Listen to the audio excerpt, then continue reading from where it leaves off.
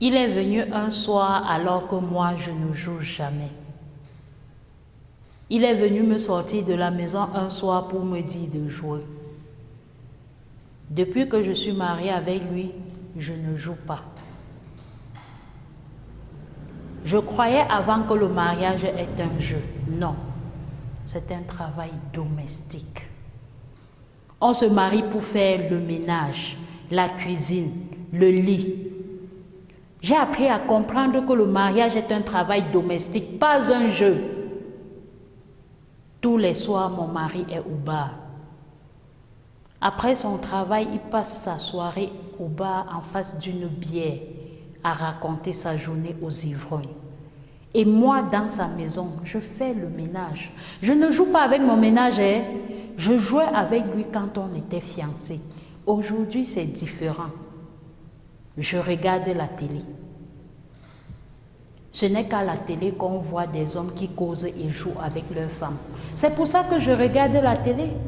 Dans l'espoir que mon mari vienne me voir comme les hommes qui sont dans les séries.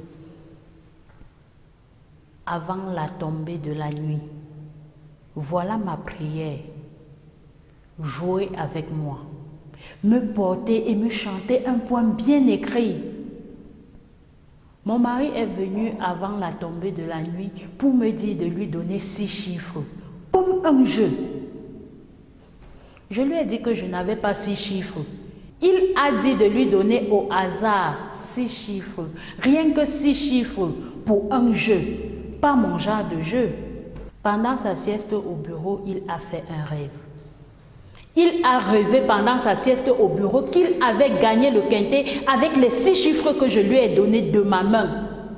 N'importe quoi. Je ne savais pas que mon mari dormait au bureau. Il a dormi jusqu'à rêver pour son jeu. Et pourtant, mon mari est venu me voir.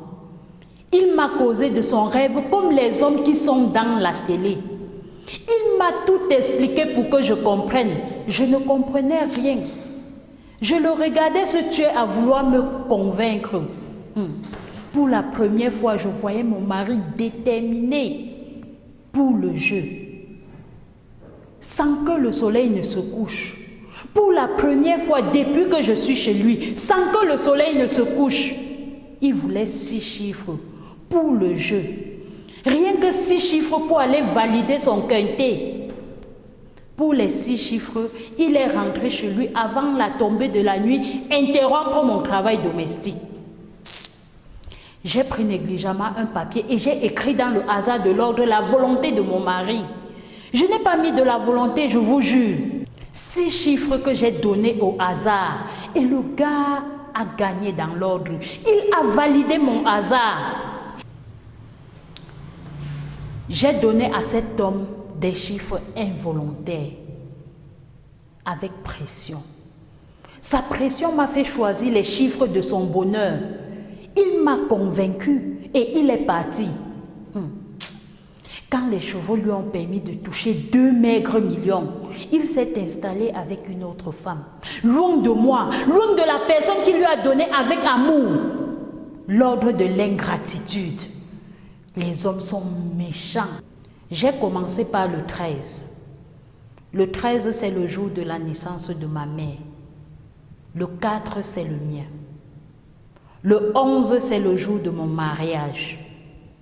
Le 6, le jour de la naissance de mon premier fils. Le 7, l'anniversaire du deuxième. Et le 3, le jour de la naissance de ma fille chérie. Mes enfants ne le voient plus à cause des chiffres que j'ai donnés. Ces enfants me demandent sans cesse où il est. Il est au PMUC. Il vit son quintet dans les bras de la découverte. J'ai donné à mon mari ces chiffres que je n'oublie jamais, avec amour. Et il m'a quitté pour une autre. Pour celle qu'il aime dans l'opulence. J'ai bradé les jours de naissance de mes enfants, de ma mère, pour la rupture. Et Dieu a vu et m'a laissé faire. Au plus profond de moi, j'ai sorti mes chiffres porte-bonheur, dans l'ordre, pour mon malheur. Il n'est plus revenu. est-ce qu'il va revenir? Il ne va plus revenir. L'homme ne revient pas. Je ne crois pas qu'il revienne après 1 an déjà. 1 an qu'il est sorti pour aller au PMUC.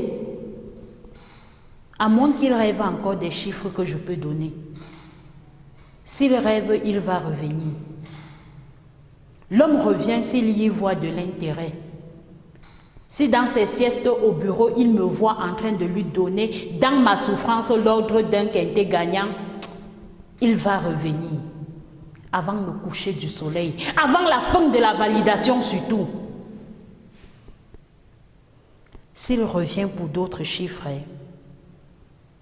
je vous jure que je lui donne n'importe quoi et dans le désordre.